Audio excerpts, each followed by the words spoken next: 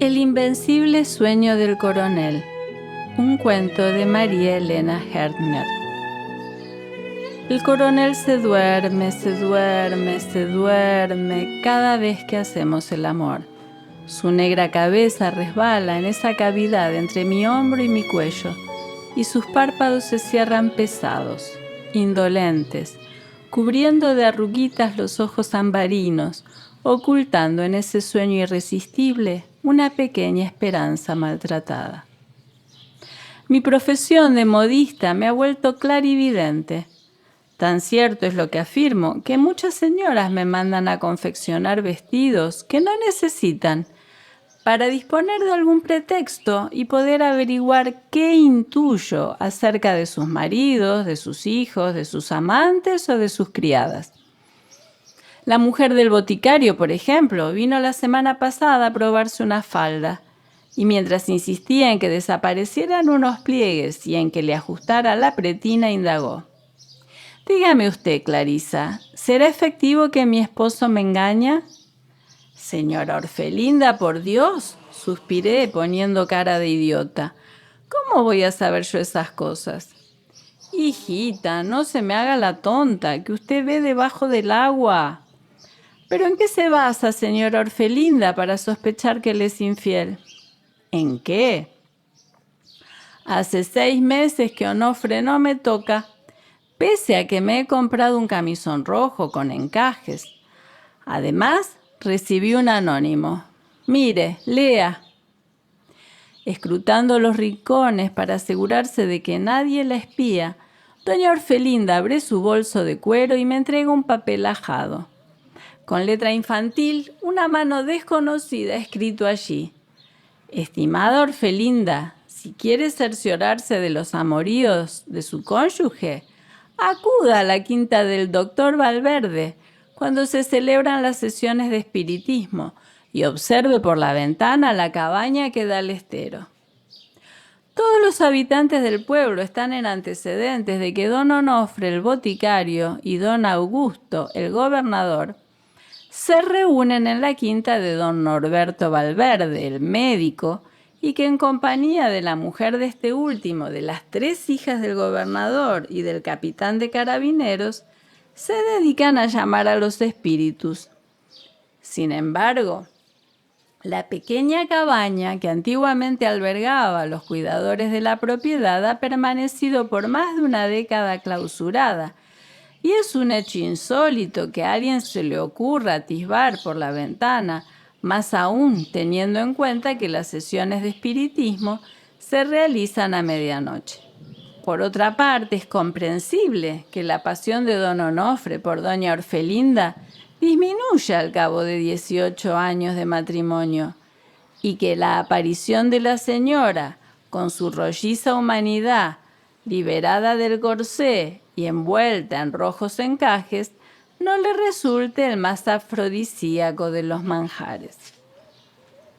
Tampoco conviene olvidar que, si el vínculo matrimonial ha convertido a Orfelinda en una obesa matrona que camina blandamente y representa 50 en vez de los 42 que en realidad acaba de cumplir, don Onofre ha llegado al apogeo de los 45, conservando su andar elástico, sus dientes albos y su renegrido bigote.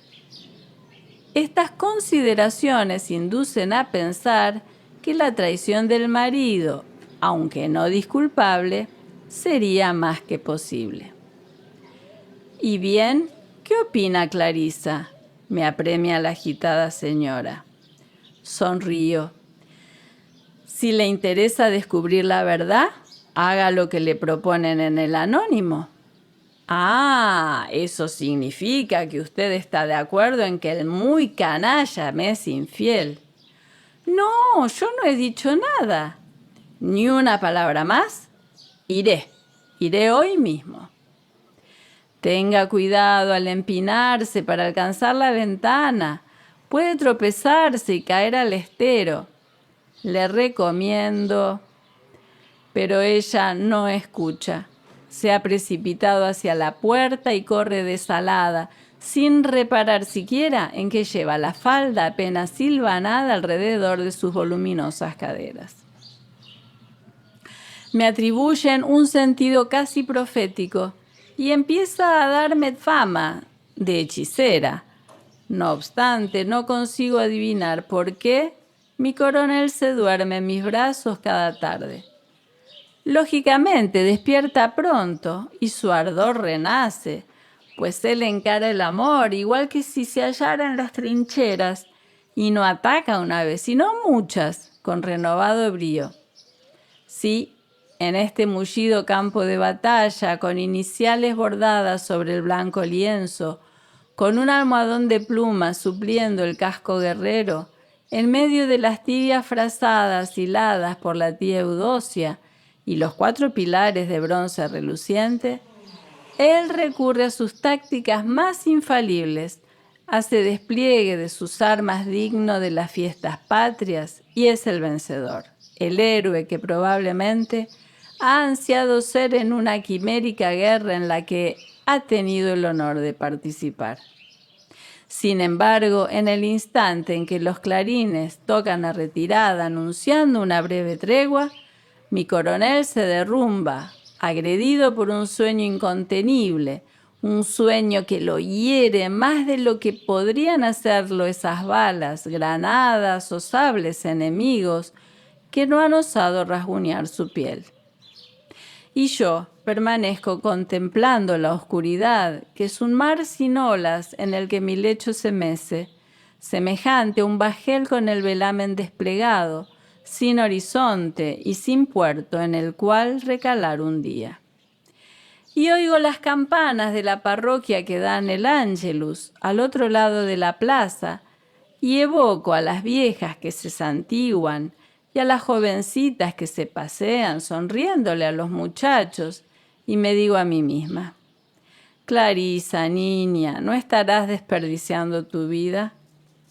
Ay, si mi coronel supiera las dudas y los temores que me acometen mientras él duerme, se arrancaría las pestañas, ingeriría drogas, inventaría algún remedio audaz que lo mantuviera despierto. Porque todos mis pesares brotan como legión de demonios y brujas, cerca de esa respiración calmada, de esos labios húmedos levemente abiertos, del calor de la sangre y los huesos quietos de mi bello y durmiente coronel. Brujas y demonios emergen de las 4 esquinas de mi dormitorio y cuchichean. Claricita, buenas tardes. Buenas noches, Claricita. ¿Te sientes muy sola? Pobre Clarisa, el coronel no es demasiado conversador. Y el amor no se ha hecho para conversar, ¿no es así? Para charlar, él dispone de mucha gente, de su mujer, su ordenanza, sus hijos que salieron mal en los exámenes, docenas de camaradas, el teniente que le sirve de ayudante y el capellán.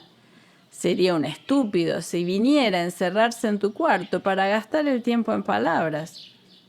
Pero a ti te gustaría intercambiar ideas, por supuesto. Eres ingenua y romántica, como el común de las modistas provincianas. Te gustaría ovillar recuerdos de un pasado común y, sobre todo, hilar proyectos para un futuro dichoso. ¡Qué ridícula eres, Clarisa! ¿No comprendes que entre el coronel y tú no existe el pasado, ni menos el futuro? Junto a su mujer, él rememora el feliz periodo del noviazgo, se enternece reviviendo la mañana en que el hijo mayor aprendió a dar pasitos, el menor enfermó de escarlatina, hablar del porvenir, del día que jubile con el grado de general y se retire a vivir en una playa lejana, a la sombra de un huerto, a reposar sentado en un escaño y a envejecer en paz rodeado de nietos. Tú no figuras ni en el antes ni en el más tarde, únicamente aquí, en este presente estrecho. No existe lugar para ti en las fechas que destaca el santoral, ni en las festividades privadas, aquellas que se celebran en familia con champaña y tortas. Tampoco tienes cabida dentro de las situaciones dramáticas, los peligros, los dolores y hasta la muerte del coronel te rechazan. Piensa, si estallara esa guerra que él tanto anhela y que para su desgracia nunca se aproximará a nuestras costas, tu coronel partiría con una fotografía de su esposa y de sus hijitos en el bolsillo, reteniendo la última mirada de ella. Oye bien, de ella y no tuya. Y cuando las tropas del invasor lo aprendieran y lo sometieran a juicio militar y lo arrastrasen al paredón, la carta de despedida que dejaría estaría también dirigida a ella. Afortunadamente para ti, esa guerra es una niña coqueta que atrae al coronel y se le escapa, burlándose de sus ímpetus de soldado. Pero ello no te autoriza a descansar tranquila. El coronel puede fallecer de una caída a caballo, de fiebres ondulantes durante una misión oficial en países tropicales, de un síncope cardíaco si continúa aumentando de peso, o de pulmonía por ser demasiado vanidoso y creer que todavía tiene 20 años y no cambiarse las botas empapadas por la lluvia. Y en esa triste circunstancia, ¿qué harás, desdichada Clarisa? Llorarás, sí, naturalmente, pero deberás guardarte tus lágrimas. ¿En qué sociedad bien constituida se ha visto que la modista del pueblo se cubra de crespones y camine lanzando gemidos tras el cortejo fúnebre del coronel del regimiento? Las tarjetas de pésame, las frases de condolencias, las alabanzas por el sublime valor, los adjetivos ensalzando a la compañera fiel, etcétera, etcétera, le pertenecerían exclusivamente a la viuda. Nadie sabrá que el coronel te juraba amor eterno y que su galoneada guerrera colgaba del respaldo de tu silla en tu habitación y que sus calcetines quedaban tirados al lado de tus medias. Tal vez lo sepa el capellán, porque si el cielo le concede esa gracia, el coronel podrá arrepentirse de haberte amado y logrará la absolución de sus faltas, pero el capellán habrá de guardar el secreto de confesión, lo cual le impedirá consolarte. Los demonios y las brujas siguen torturándome y de repente mi coronel abre los ojos. «Va, parece que me quedé dormido», exclama desperezándose y asombrado me interroga. «¿Qué pasa, preciosa? ¿Estabas llorando?»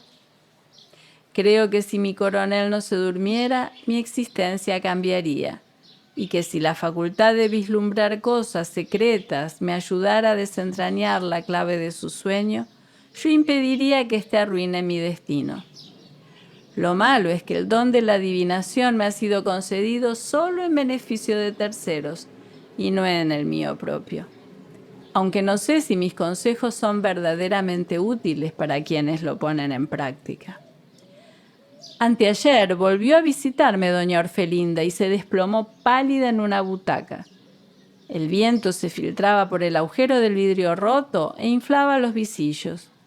La voz de la señora imitó aquel ritmo ululante. «Hijita de mi alma, tendré que separarme de Onofre». ¿Acaso confirmó que la engaña?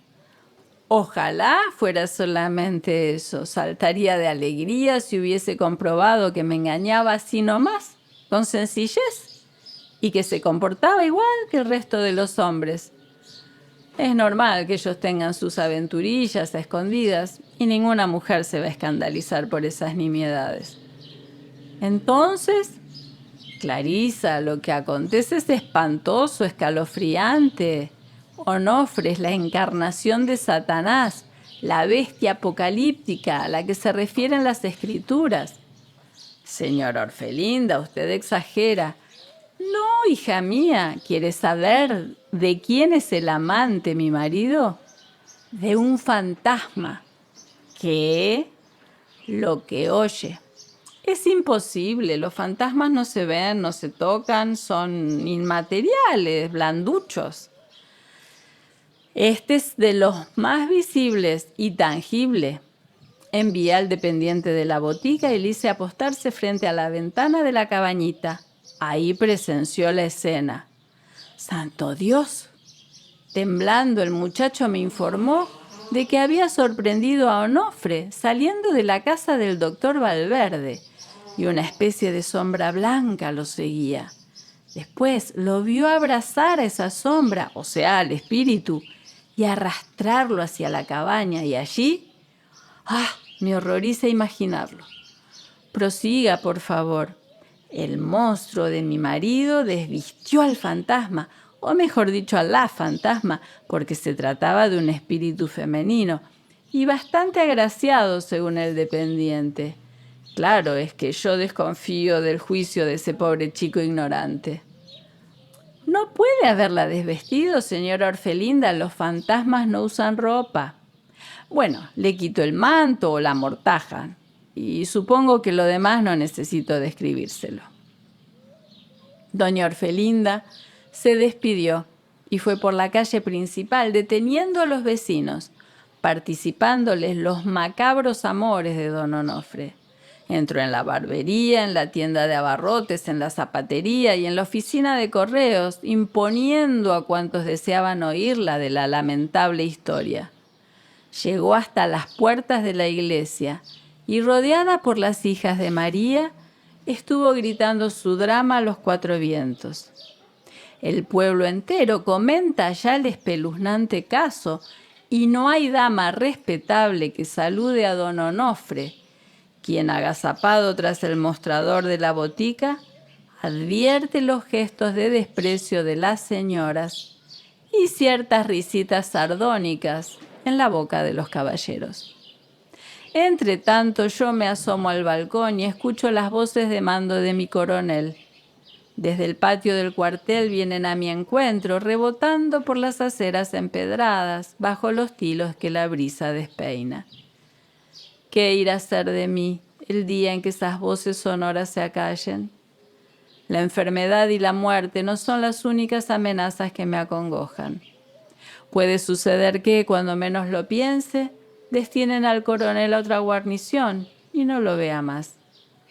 Y tendré que quedarme aquí, cortando el molde de una manga, mirando el rostro impávido del maniquí de yeso, dando puntadas en las telas que no me pertenecen, con la luz de la tarde descendiendo por las paredes vacías de la salita, removiendo partículas de polvo en las tablas del piso donde ya no resonarán los pasos del coronel. Afuera el sol dorará la cruz de la iglesia y la campana emitirá sus tañidos, indiferente.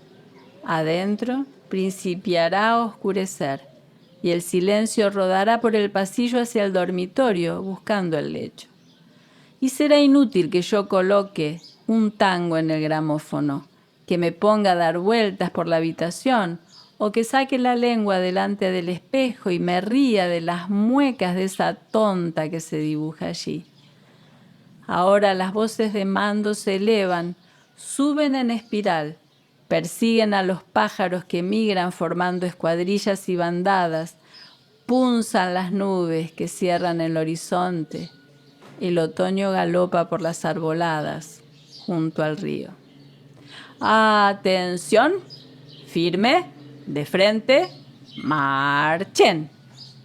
Si pudiese retener siempre estas roncas vibraciones en mi oído, percibirlas eternamente rasgando el aire, no experimentaría tanto miedo.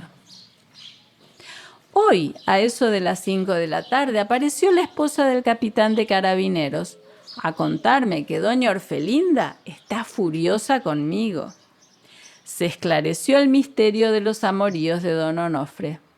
Acaba de fugarse con Magalí, una de las 3 hijas del gobernador. No existía tal fantasma, me dijo la mujer del capitán. La pícara Magalí, en connivencia con sus hermanas, se disfrazaba con una sábana para que los asistentes a las sesiones de espiritismo creyeran que era la materialización del espíritu de Ana Bolena. Y añadió cogiéndose de hombros, vaya una a saber quién era la tal Ana Bolena. Y fíjese, Clarisa, que cuentan que el farsante de Onofre pretendía ser el médium. Y con el cuento de que el fantasma no quedara penándoles en la casa, fingía llevárselo para el estero. ¿Qué estero ni qué cuentos de hadas? Pues, Clarisita, los dos iban a encerrarse en la cabaña noche a noche, y así habrían continuado riéndose de los peces de colores, si la pobrecita de la Orfelinda no hubiera recibido aquel anónimo y armado el tremendo lío. Fue una tontería muy grande la que cometió la Orfelinda, porque si se queda callada, Onofre seguiría acostándose con su fantasma y conservando su hogar. Pero se les terminó el espiritismo y a este paso también va a tener que cerrar la botica, pero prefirió largarse con la chiquilla a vivir su vida. Lo peor es que nada podría hacer el gobernador, puesto que la Magalí es mayor de edad y a la Orfelinda ni los santos le devolverán a su marido. ¿Y por qué se ha enojado conmigo? Ay, Clarisa, trate de comprenderla. Dice que usted, que es tan adivina, debería haberle avisado que el fantasma era la Magalí, porque de sospecharlo, otro gallo cantaría. Mi clarividencia ha fallado, y en vano intentaré descifrar las causas del invencible sueño de mi coronel. Si para mi pesar él me abandona, ya sea por culpa de las fiebres ondulantes, de las botas empapadas, del cambio de guarnición o porque una compañía de teatro pasa por el pueblo, lloraré mi soledad irremediable, sin pasado, sin futuro, sin hijos ni evocaciones. Y envejeceré cerca del gramófono apagado, hilvanando vestidos ajenos, dialogando con el impasible maniquí, oyendo las voces de mando de desconocidos militares en el patio del cuartel, respirando la atmósfera congelada de otros otoños y otros inviernos, enterándome de los nuevos amoríos de las generaciones nuevas, contemplando atardeceres en el campanario, aleteos de insectos en torno a mi lámpara, el florecer de los ciruelos y el resecarse de las higueras, el ágil vuelo de las semillas de cardos. Las cortinas tejidas a bolillo, obra de arte de la tía Eudocia, se desteñirán, caldeadas por el sol, mordidas por el polvo del camino, humedecidas por la lluvia que salta a través del vidrio roto. Solamente en mi cama, escoltada por los 4 pilares de bronce ya opacos, recordaré aquellos atardeceres de mis 30 años y la guerrera de él, con los galones relumbrando en la semipenumbra. Repetiré entonces monótonamente, con el tono en que se tararea una añeja melodía inolvidable. El coronel se dormía, se dormía, se dormía cada vez que hacíamos el amor. María Elena Herner Honorato nació en Iquique, Chile, el 25 de abril de 1926. Entre los 5 y 9 años fue una niña voraz en cuanto a sus lecturas. Por eso a los 22 años ya tenía su primer libro de poemas, Homenaje al miedo. En esos años viajó a París, donde conoció a Sartre, a Camus y a Simone de Beauvoir. En la ciudad de París entró a los patios del existencialismo y se hizo seguidora de Dostoyevsky y de Virginia Woolf. De regreso a Chile produjo una larga lista de novelas, entre las que sobresalen Islas en la ciudad, Después del desierto, Páramo salvaje, La derrota y La mujer de sal. Fue clasificada dentro de la generación de 50 y en 1964 ganó el premio Crab gracias a su cuento El invencible sueño del coronel. La protagonista de la historia es la sombra de miles de mujeres que aman sin consuelo. Por otra parte, comenzó su carrera de actuación en 1952 como integrante del Teatro Experimental de la Universidad de Chile. La escritora se fue a vivir sus últimos años al pueblo costero de Isla Negra, el mismo donde Pablo Neruda se había instalado años atrás. Allí, bajo el ruido de las olas, traducía y leía. Falleció en Isla Negra el 25 de enero de 2013.